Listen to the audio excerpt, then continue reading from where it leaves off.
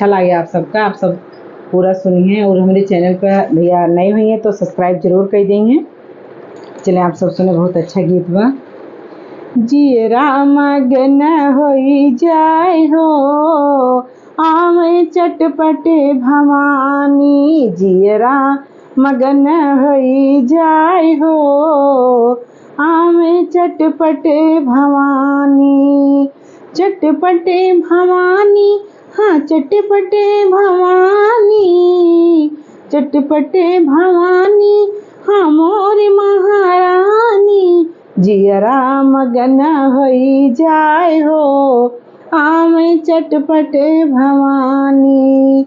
ना हमरे मैया के मंदिर चाही, ना हमरे मैया के मंदिर चाही, अंगना मदिया बैठाए हो आवे चटपटे भवानी। अंगना मदिया बैठाए हो आवे चटपटे भवानी। जियरा मगन होई जाए हो आवे चटपटे भवानी। ना हमरे मैया का नारियल चाही, ना हमरे मैया का नारियल चाही, कलसा देख मुस्काए हो आवे चटपटे भवानी। कलसा देख मुस्काए हो आवे चटपट भवानी। जियरा मगन होई जाए हो आवे चटपट भवानी। ना हमरे मैया का पंडित चाही, ना हमरे मैया के पंडित चाही, सात सुहागिन लुभाए हो आवे चटपटे भवानी।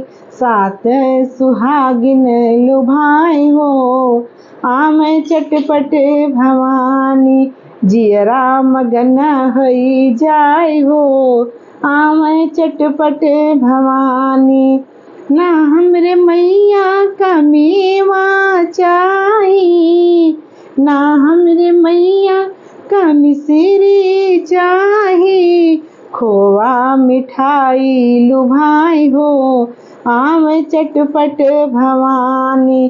खोवा मिठाई पे लुभाए हो आवे चटपट भवानी। जियरा मगन होई जाए हो आवे चटपट भवानी। जियरा मगन होई जाए हो आवे चटपट भवानी।